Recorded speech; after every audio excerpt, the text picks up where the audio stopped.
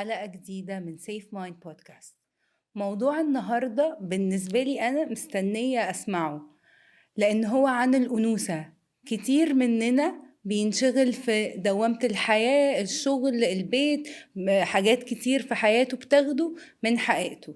وهستعير جملة من ضيفتي اللي هو إحنا اتخلقنا أنثى، فإحنا نعيش بأنوثتنا. ضيفتي النهاردة هي منى درويش، يوجا انستراكتور وثيرابيوتكس فور وومن. هتقول لنا اكتر عن ايه هي الانوثة وازاي نعيش بانوثتنا. اهلا بيكي يا منى. اهلا بيك يا ميسرة. قوليلي بقى ليه فيمينين اساسا، ليه التوبيك ده يعني على طول بتتكلمي فيه وبتدي فيه ورش؟ علشان احنا الفترة دي في الحياة بقينا بنعيش حياة صعبة كتير. عندنا ضغوطات كتير في الحياة، نتيجة كده ان احنا بقينا دايما we're seeking ان احنا عايزين always نبقى on top. عايزين دايما شايفين ان احنا في تحديات كتيرة قدامنا، عندنا مسؤوليات كتير. بقينا كستات بنعيش عيشة مش عيشتنا، بقينا بنقوم بأدوار مش أدوارنا. فبالتالي كبرنا ونشأنا في ان احنا مش فاهمين دورنا الأساسي في الحياة اللي هو ربنا خلقه لنا ايه هو. أي إنسان في الدنيا ربنا خلقه دايما عنده two sides، عنده side masculine وسايد فيمينين. تمام، بس طبعا يعني ربنا خلق الراجل ان دايما الماسكلين سايد بتاعه لازم هو اللي يبقى الدوميننت بتاعه، لكن الست ربنا زي ما خلقها ست لازم يبقى الدوميننت سايد بتاعها هو الفيمينين. بقينا دلوقتي في الحياة لا، احنا كلنا we're seeking we're living in the masculine side. شايفين ان احنا لازم اهم بوينت عندنا في الحياة ان احنا لازم نبقى ناجحين جدا في شغلنا. دايما مش حاسين ان العلاقات، ان انا اخش في ريليشن شيب بقى شيء تشالنجينج جدا بالنسبه لي، ان انا ببقى خايفه قبل اي حاجه ان انا اعملها. الشخص ده انا ممكن لما ارتبط بيه في الحياه لا، لازم ان انا ابقى ناجحه، لازم ان انا يبقى عندي دخل، لان انا في يوم من الايام الشخص ده هيسيبني. فبقيت مش عارفه اخد قراراتي صح، بقيت بقينا شايفه driven by fears. جدا جدا. والفير اول sign of blockage. اوكي. فبالتالي ما بقيناش قادرين ان احنا نعيش our femininity، لقينا نفسنا اكتر في الماسكلين، فبقينا كلنا driven by our masculine side. خلينا نعرف هي يعني ايه كلمة femininity، لانه ممكن الاهل اصلا من اول ما بيجيبوا بنت بيبتدوا يخزنوا عن ده.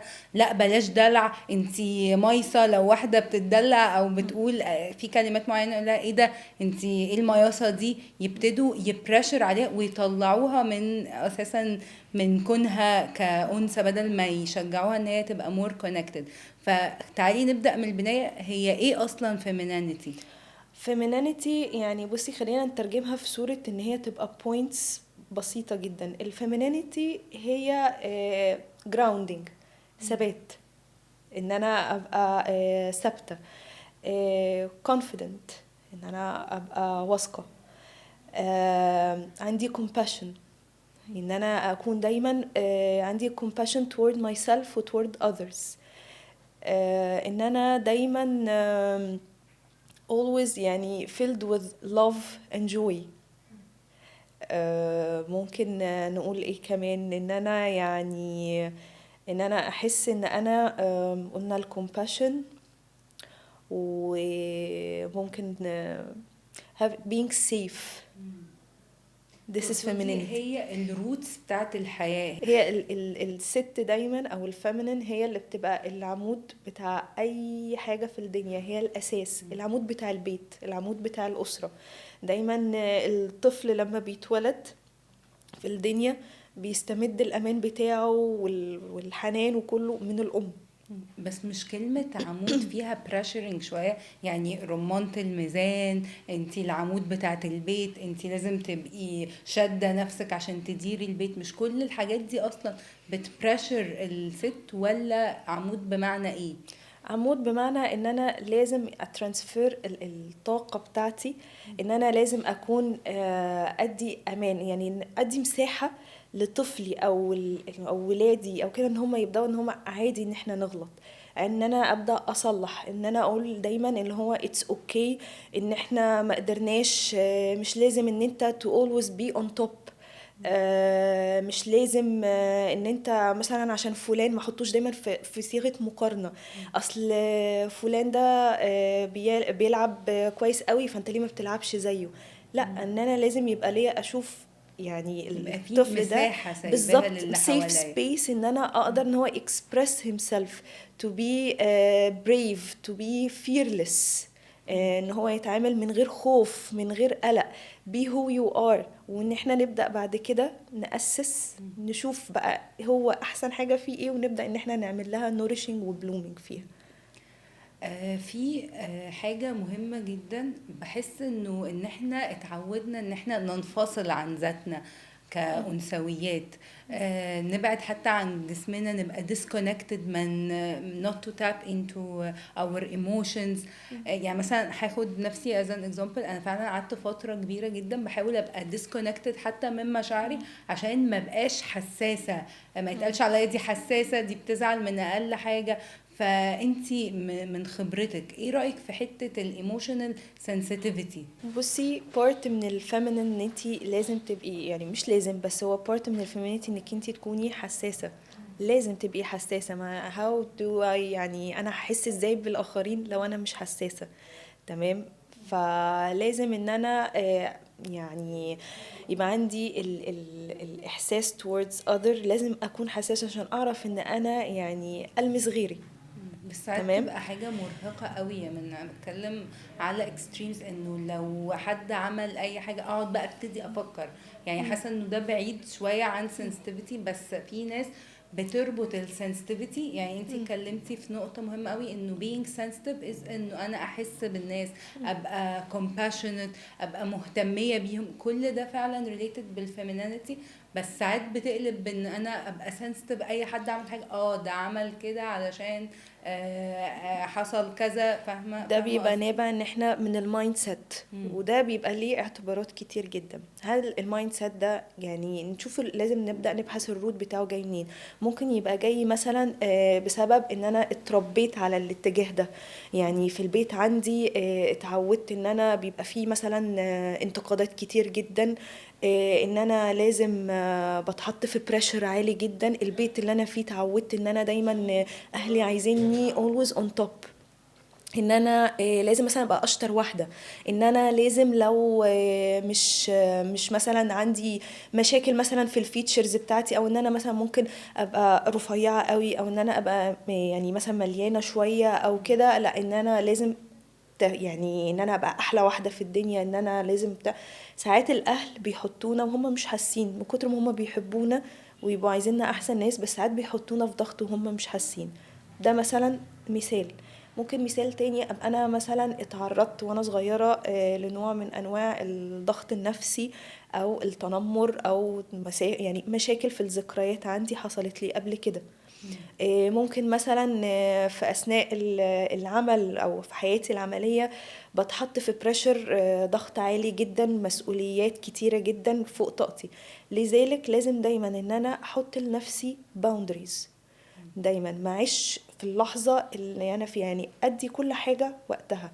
انا حسيت مثلا موقف لمسني، بدات ان انا ابقى حساسه فيه، خلاص ما عيش التجربة فيه كتير، ان انا ابدأ ان انا يعني ارفلكت اللي حصل ده. ابدأ ان انا يعني ابيلد بقى my future actions على الاساس الاحساس اللي انا حسيته ده، وان انا ابدا اعدل منه. لو انا عشت كتير في الاحساس فضلت عايشه فيه، وفضلت عايشه دور يعني الضحيه، عمري ما هطلع منه. حلو قوي اللي انتي قلتيه، انه اتكلمتي على الحاجات او الاساليب اللي الام والاب بيعملوها فيبعدوا البنت من ان هي تعيش انوثتها. وكمان ان في ستات بتبتدي تلوم نفسها وتعيش في دور الضحيه، وانا ليه بيحصل لي كده. ففعلا مفيد قوي ان هم احسن ان هم يرفلكت، يكتبوا بقى، يبتدوا يتكلموا مع حد متخصص عن المشاكل اللي بتواجههم. خلينا نتكلم في انه لو حد وصل ان هو خلاص رافض، واحدة رافضة انوثتها، رافضة كونها كبنت، تبتدي تعمل ايه علشان تحل النقطة دي؟ خلينا الأول عشان هي تبدأ تعرف ان هي يعني تفكر في حل، لازم الأول أهم حاجة تدرك ان هي she has a blockage. مم. طول ما أنا مش حاسة ان أنا عندي blockage، عمري ما هحس ان أنا أصلا يعني I need to be feminine or not. طب تمام. ايه الأعراض؟ فلازم نعرف بالظبط ايه الأعراض الأول، ان أنا أعرف ان أنا عندي يا إما imbalance في الفيمينينيتي بتاعتي أو ان أنا عندي blockage فيها. مم. أول حاجة، لو أنا دايما بحس ان أنا مش كفاية، طول ما انا كست حاسه ان انا مش كفايه، مهما عملت مهما سويت في نفسي مهما حصل، بحس ان انا مش كفايه، دايما حاسه ان في I need to do more، اللي انا عملته ده مش كفايه، لا انا ممكن اعمل كذا، لا انا كان ممكن اعمل كذا، هو انا كده ده صح اللي انا عملت ولا المفروض أعمل؟ دايما ده اول احساس ان انا كده في عندي imbalance او ان انا عندي blockage. دايما comparing myself to other. هو انا لو كنت مثلا لو انا كنت جميلة زيها، لو انا كنت ناجحة زيها، لو انا عايشة زيها، لو انا بلبس نفس لبسها، هل انا ممكن هبقى حلوة؟ هل انا ممكن؟ طول ما انا بقارن نفسي باخرين ومش شايفة نفسي ومش شايفة صفاتي ومش شايفة ايه الحلو اللي فيا، يبقى انا معنى كده still انا مش living in my feminine side، وان انا عندي imbalance. مم. تمام. طول الوقت انا عايشه دور الضحيه، انا حاسه ان انا طول الوقت مظلومه، اصل الناس جايه عليا، اصل انا هما مش شايفيني، اصل انا لو هما لو كانوا بيعاملوني احسن من كده ما كانش ده حصل لي، ما كانش ده بقى حالي، لو انا كنت اخترت بطريقه مختلفه بس هما اللي اجبروني. طول ما انا عايشه دور الضحيه، عمري في حياتي ما هحس ابدا ان انا قد ايه يعني، ان انا قد ايه كامله، ان انا قد ايه لا.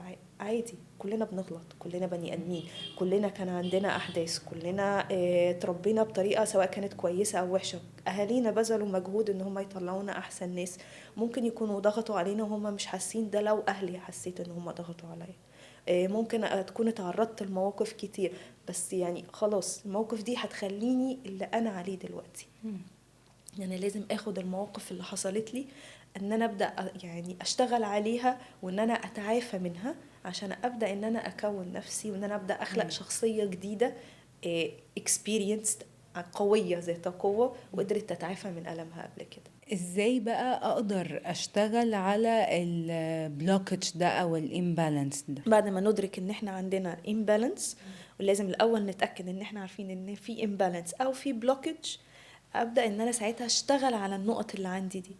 اول حاجه ان انا اواجهها، لازم اواجه البوينت دي، الحاجات اللي انا خايفه منها لازم ان انا ابدا ان انا اواجه الحاجات اللي مخوفاني، اعالجها، مش ان انا اهرب منها. الهروب دايما مش حل، او ان انا اردم على المشكله اللي عندي فيها دي واقفلها كده وخلاص ودي كانت حاجه لا، ابقى مدركه وعارفاها. تمام. وابدا ان انا احل المشكله دي فيا. دي اول حاجه. تاني حاجة ان انا لازم ابدأ ان انا اشوف ايه اللي انا ممكن اعمله لنفسي يخليني احس ان يعني to feel myself، الاقي نفسي blooming. ممكن اي حاجة انا اعملها بره تبقى نطاق الحاجة اللي انا بشتغلها. لو انا بشتغل شغلانة مثلا انا مش بحبها، بكرهها، او الشغلانه دي حاسه ان هي بتاخد تو ماتش من طاقتي، بلاقي نفسي ان انا بيجيلي اصابات غير مبرره. في ناس كتير قوي بيجيلها امراض ومش مفهوم ايه سببها، وتبقى امراض بس للاسف سببها بيبقى دايما تلاقي مثلا الدكتور بيقول لا السبب نفسي. تمام. لو لقيت ان انا الحياه دي اللي انا عايشاها موصلاني للاتجاه ده، معنى كده ان انا I need to stop what I'm doing. يبقى انا الطريق ده اللي انا ماشيه فيه او الحاجه اللي انا بعملها دي it's not making me feeling happy، مش هو ده اللي انا لاقيه نفسي فيه. فانا يا اما ابدا احط boundaries للشغل او الحياه دي اللي انا عايشه فيها، تمام، واشتغلها بالطريقه اللي هي ما تاخدش مني وما تهدرش من طاقتي كتير. تمام. او ان انا معنى كده ان انا ماشيه في اتجاه غلط، لا انا الاول ان انا اعمل ريشيفتنج. انا مثلا كنت مهندسه ديكور قبل كده وقعدت 6 سنين شغاله في المجال، لقيت بعد كده ان المجال ده كان اخد من طاقتي كتير، ما كانش مناسب مع حياتي ولا مع بيتي ولا مع جوزي ولا مع ابني لما جيت خلفت. فكنت في الاول بشتغل ما بين اليوجا وما بين الانتيريور ديزاين، وبعدين فجأة لما يعني خلفت حسيت ان انا محتاجة، كان لازم اخد قرار. اخترت الحياة ان انا تبقى مناسبة معايا ان انا اكمل حياتي as a yoga instructor. يعني هي دي اللي لقيت نفسي فيها اكتر، لقيتها مناسبة مع حياتي، مدياني بالانس اكتر بس. وتخليت عن يعني الديكور في حياتي. يعني معنى كده ما نسيتهوش، بس هو كان مرحلة في حياتي واستفدت منها وكملت. تمام. فعلى اساس كده نبدا ان احنا نشوف نعمل شيفتنج للحاجات اللي بتخلينا نعمل يعني حاجه واحنا مبسوطين.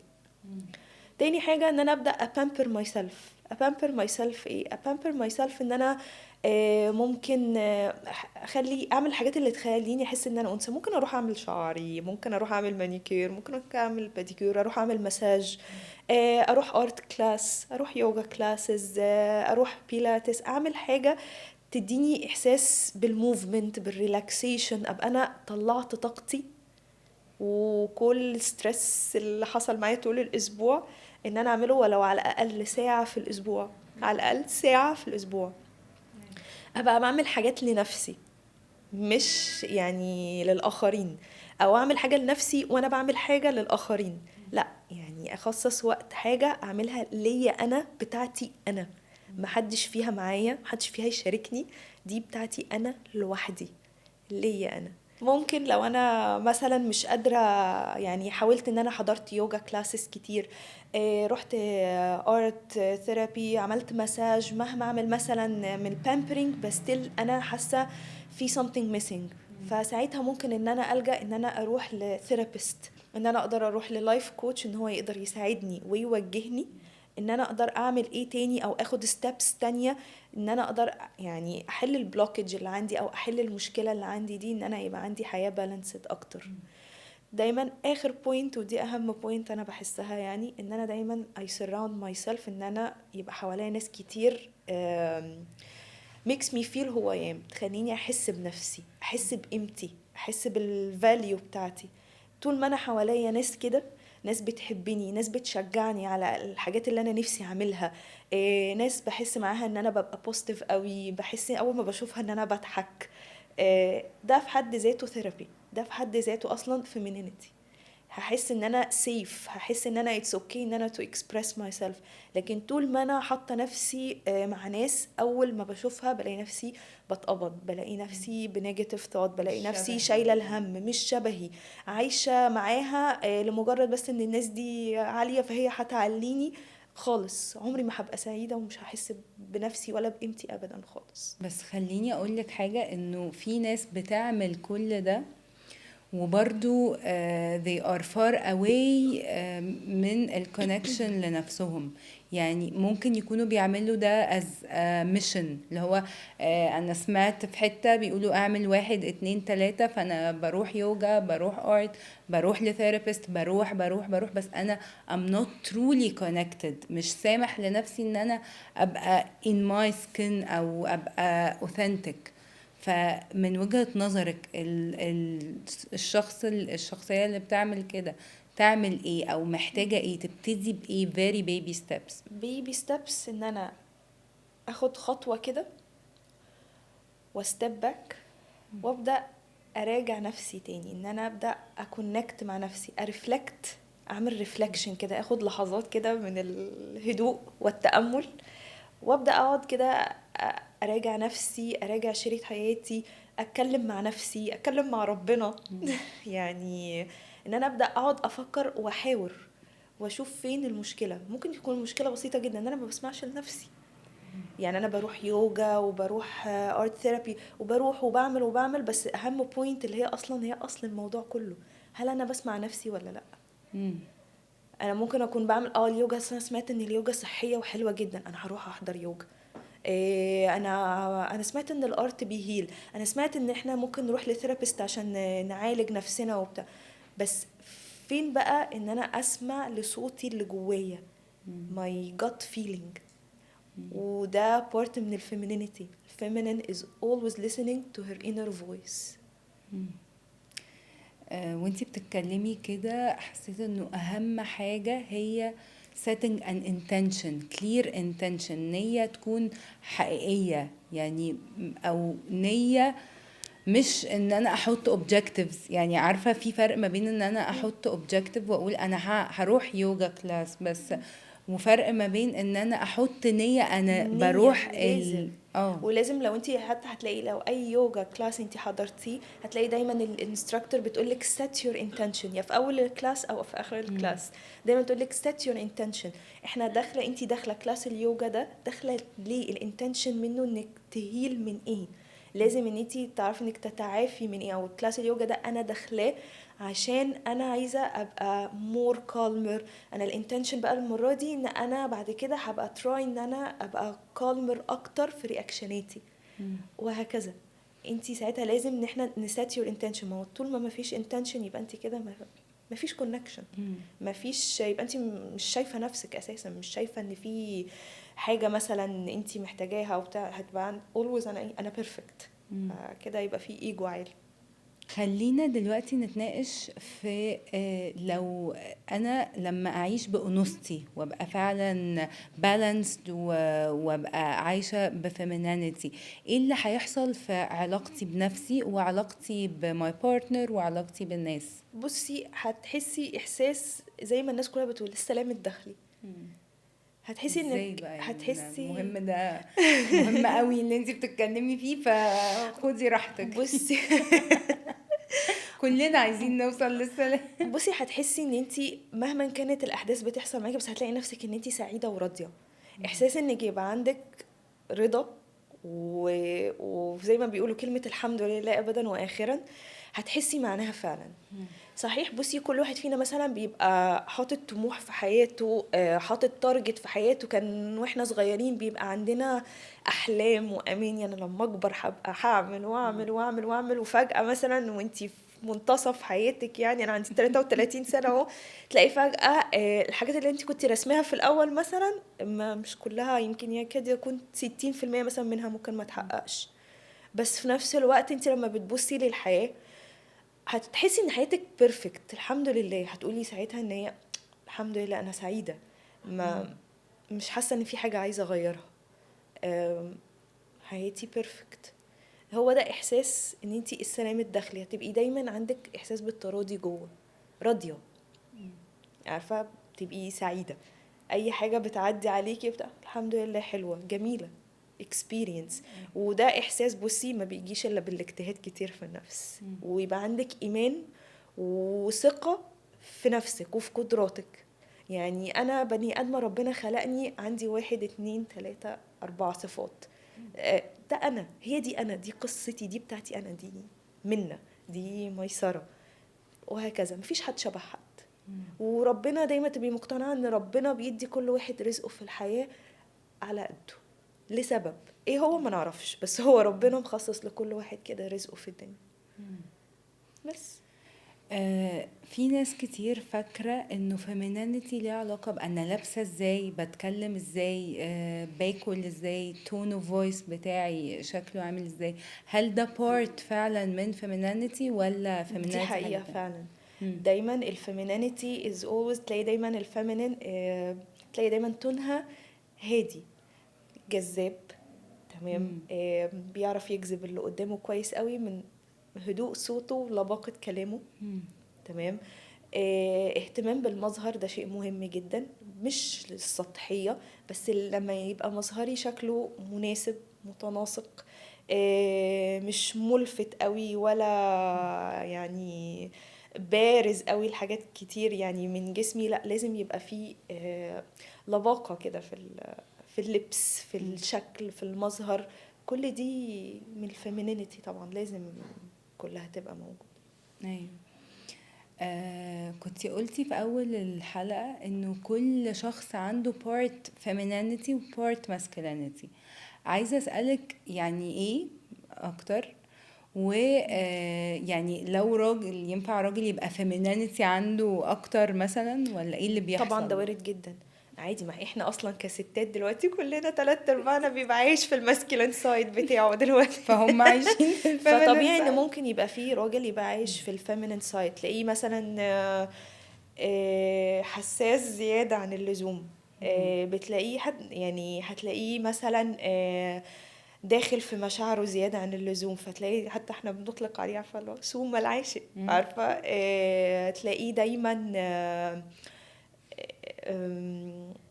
هتلاقيه دايما عارفة اللي هو مش ماسكلين، عارفة اللي هو زي ما تقولي يعني ايه، مش هتلاقيه عايش في العيشة، فده يبقى برضو ماسكلين يا او واد يا راجل. بت. ايوه يا واد يا بت. هتلاقيه عنده امبالانس، زي ما احنا عندنا مثلا اللي هو لفظ البنت المسترجله، عارفه البنت تحسيها كده لما تبصيها تحسيها ذكر كده زي ما بيقولوا، عارفه دي كده في امبالانس. ازاي بقى نبقى بالانسد؟ نبقى بالانسد ان انتي دايما دايما وانتي عايزه، زي ما احنا بنقول ان احنا الفيمينين is confident، شكلها دايما always تحسيها lady، في نفس الوقت جواها child، تمام. she knows how to be queen at every moment، في أي لحظة في أي وقت. في نفس الوقت هتلاقيها nurture، دايما داعمة، حنينة، بتسابورت دايما، داعم مهم جدا ليها ولأسرتها كلها.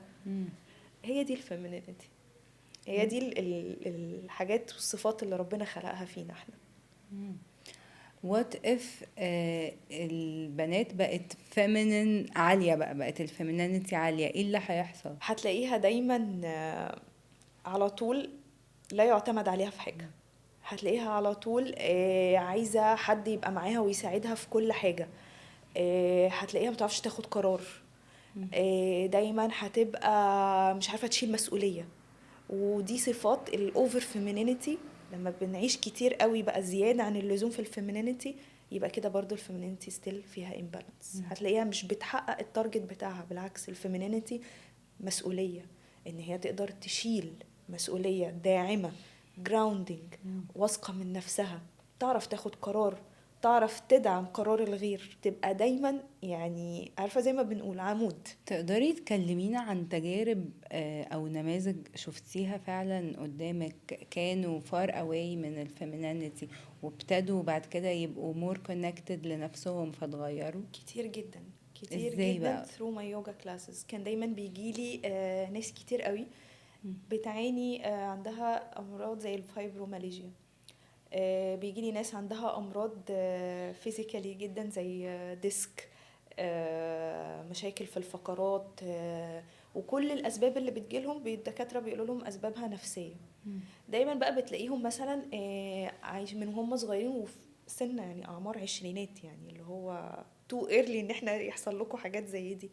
دايما بقى بتلاقي مثلا تساليها مثلا بتشتغلي ايه، تقول لك مثلا انا بشتغل في سوفت وير ديفلوبر، اصلا انا بشتغل الجوب بتاعتي بقعد فوق ال10 ساعات بشتغل، قاعده طول الوقت على الكمبيوتر، انا طول الوقت في الشغل. بتبقوا عايزين يثبتوا نفسهم، بيتحطوا تحت بريشر عالي جدا. دايما مثلا بتلاقي لا مثلا هي اللي شايله البيت والمسؤوليه كلها، هي اللي بتودي التمرين، هي اللي بتروح تجيب الحاجه، بتجيب البيت، تعمل الولاد وي وي وي وي وي. طب انتي مثلا فين؟ اصل لا سواء جوزي بيشتغل بس. لا، هي بتبقى الحياه مشاركه، لازم ان انا اتكلم مع جوزي ان احنا نحاول ان احنا نوصل حاجه، ان احنا نقدر نتشارك في الامور مع بعض. ما ينفعش انا اشيل كل حاجه، ما بيبقى too much load و pressure. دايما بتلاقي مثلا الحد ده ما بيعرفش express his feelings، بيجي لي ناس كتير ما بتقدرش، فبتقعد تخزن مشاعرها جواها كتير كتير، فبالتالي بيبقى عندها بلوكج، فبيجي لها مشاكل وامراض نفسيه كتير، من اولهم طبعا الامراض المناعيه زي الفايبروماليجيا. فثرو يوجا الكلاسز، الهيلينج، المديتيشن، طريقتك كمان طريقتك فعلا في الكلاسز يعني very soft and very kind. بالظبط. يعني بصي الحمد لله. بالظبط الحمد بس لله. طول ما انت مثلا بتقدري انك توصلي رسالة ان البني ادم كل ما هو يعني، بص انا دايما عندي مقولة بحب اقولها دايما: حب نفسك لان نفسك تستحق ان هي تتحب. ودي بصي انا بمشي بيها كده، يعني منطلق للحياة.